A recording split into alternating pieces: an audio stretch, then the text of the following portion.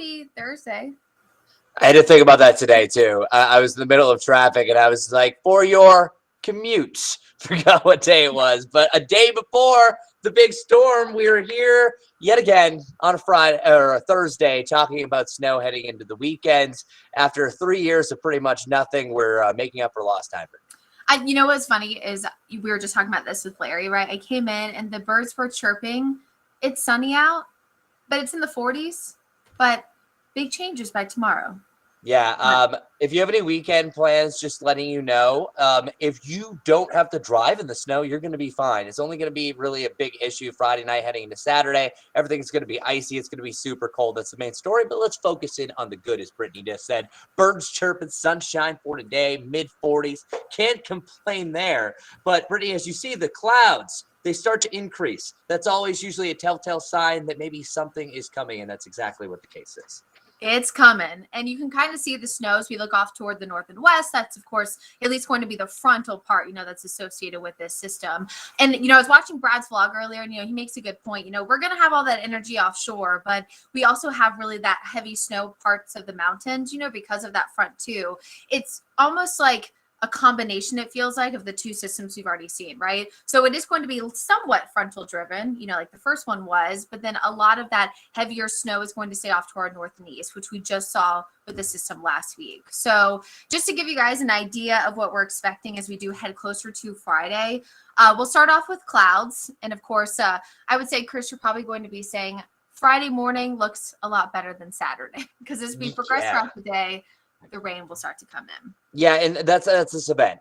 We're waiting on it, and you kind of had to do this for the last event as well. You noticed that you didn't really see the snow fall until the evening hours. I think it was around 5 o'clock that it really started. This time could be a little bit later, but I still think we're going to have the same window time frame, because you're seeing snow first develop in the mountains. So if you have any plans in the mountains, it's really snow on the Tennessee border. Then once you get to about the mid to late afternoon, rain is forming right along the foothills, because that's what the profile is still above freezing. Then this eventually is going to slide through. And again, this is more of a frontal boundary that we're looking at. It gets some energy from the system offshore, but it's really the cold front that's driving this. And that's what really the rain snow line is. That's going to be the difference. And it's really not until after the sun sets that we start to see that transition over. But typically along that rain snow line, the snow rates are a little bit heavier. So wouldn't be surprised if we will have some snow rates about 1/4 to 1/2 inch per hour. But snow events are all about duration, and we have solid duration. It's most of this evening, heading in the early morning hours. So I think you're almost looking like a carbon copy of before. We had 2.2 inches of snow in Charlotte. I think that 1 to 3 range is going to verify again. Some of us seeing 2 to 3, some of us seeing 1 to 2, but it's really compact in that range. Once again, 1 week later, almost exactly.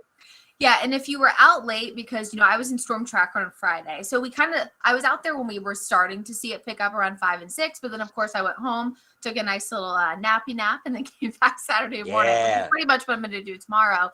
But, once we got to the evening hours, you really did see, the fat, wet snowflakes. And it really accumulated quickly. Before I went to bed, I have a dog park, Chris. I know you've seen pictures. I kind of wiped off the snow on the dog park, like on the little railing, right? Just because I wanted to see how much it would accumulate. And there was the same, if not more, from pretty much 9 a.m. to like 3 a.m., just like 6 hours later. So it can accumulate, and it can accumulate pretty quickly. Yeah, and that's what you're also going to see. At first, you're going to have rain, and then I think it's going to be more of a rain-snow mix or a sleet-rain mix. So it's not one that we're looking at a big freezing rain event, a big sleet event. It's kind of that transition zone, and that's what the pink can sometimes do. So just expect rain could quickly change over to snow, and I think conditions are rapidly going to fall off as you head into your Saturday morning. But of course, here are snow totals. I made a slight adjustment to this for our noon show. Brad could change this. Brittany, you could change this as well. But I really think there is a chance that there will be a few pockets, a few heavier bands. We could see 2 to 3 within the blue, but the majority see about that 1 to 2, just because I really think this is going to be a similar range to last time, where we were calling for more of a dusting to a coating, but then it got close to that 2 to 3 inch range across the area. Yeah, and I think it's also important, right, to at least remember, folks, that when we say Charlotte got blank, we're normally talking about the Charlotte airport, which is really kind of on like the southwestern side of Charlotte. And so on, the northeast side of the Piedmont, which is what we saw on Friday of last week and what we're seeing again, those areas could see some slightly higher totals, so as we're wrapping up totals, and such on Saturday, and I'm hopefully making a map and sending it out to all of you and letting you know how much we got, just remember that it's, at the Charlotte airport. So even if you saw higher amounts, that's just the official data. And that's where, all of our climate data comes from and all that good stuff. So. Yeah, and also the difference from the last snowstorm is just because the origin of the front, we're seeing more snow for the mountains. So especially along the Tennessee border, that's where we have that 4 to 6 inch range. And of course, the main story with this is a big old nor'easter. It's been really since March of 2018, since the last time New England and the Boston area saw a nor'easter of this magnitude, blizzard-like conditions. So as it's passing us, by the time you get to Saturday afternoon, the winds still behind that are going to be substantial and behind the front, but you're also going to be seeing images for areas, say, in New England, Massachusetts, getting up to a foot plus of snow.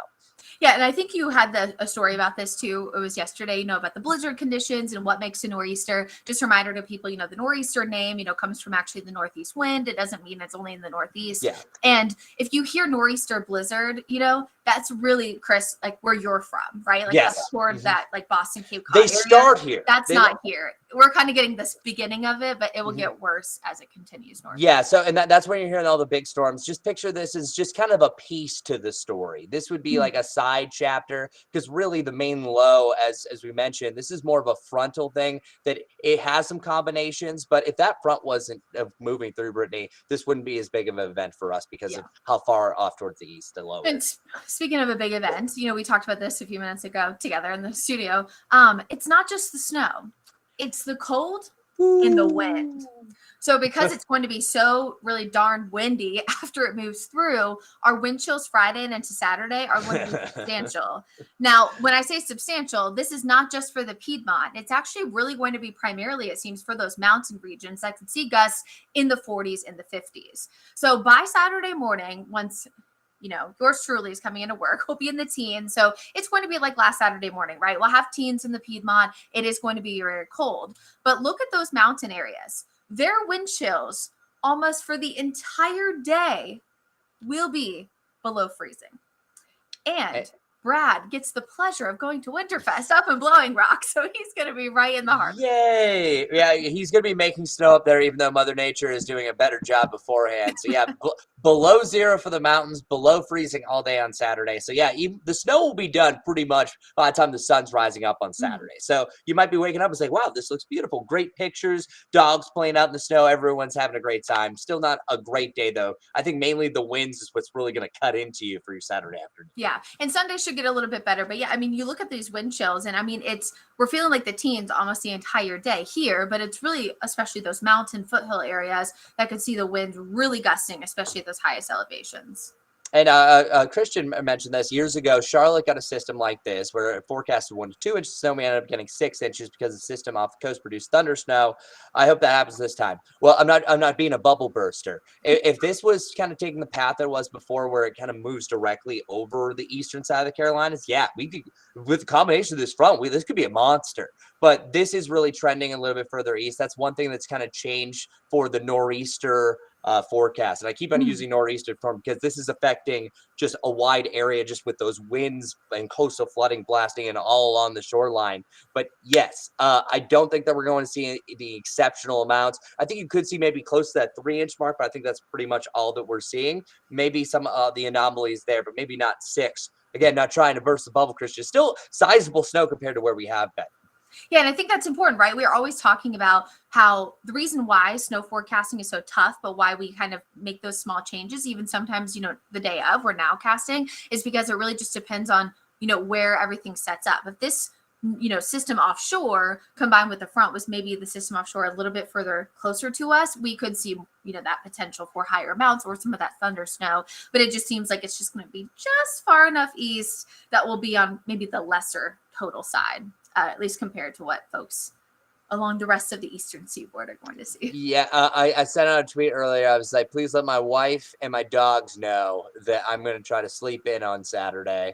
Brittany's going to be here if you want to watch the news, though, for sure, because it's just one of those times that It's going to be a little dicey traveling. Like conditions improve, of course, through the day with the Mhm. power of that any sunshine that will fight through the back end of those clouds. But yeah, it's just going to be a very cold day. Not ideal to be outside, just because anytime you have precipitation and temperatures drop down below freezing, mid to the upper 20s on Saturday morning, that's going to be a dangerous start to the day. So it's not just weather; traffic becomes a major story to start off your weekends. Yeah, and you actually made this beautiful graphic that just popped up just to kind of remind people that it'll be kind of, similar maybe to what driving was like Saturday morning last week. The only change I feel like you could agree, Chris, right, would be if you have to travel for any reason, especially early, you may see a few flakes left over. Like, for example, last Saturday, me coming into work around 3:34, all of that was over. There could be at least a few left over, I think, for those early morning hours on Saturday. But like you said, by sunrise, it should be out of here. Yeah, so I think that that's actually a good way to kind of pin it for at least snow for Charlotte. It starts earlier northwest, pretty Mhm. much from sunset to sunrise. I think is going to be the general window that a lot of that snow is going to fall, but especially during the evening to the early morning hours. So that's the time to stay off the roads if you can. If not, just take it extra easy, stay safe.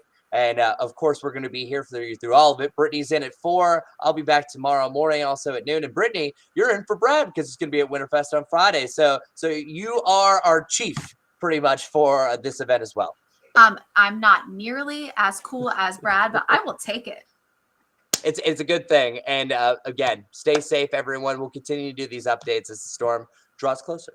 Yes. And if you always have any questions, as always, feel free to shoot us an email, tag us on Instagram, Facebook, Twitter, all that good stuff. Let's do it. Take Bye, care. everyone. Stay safe.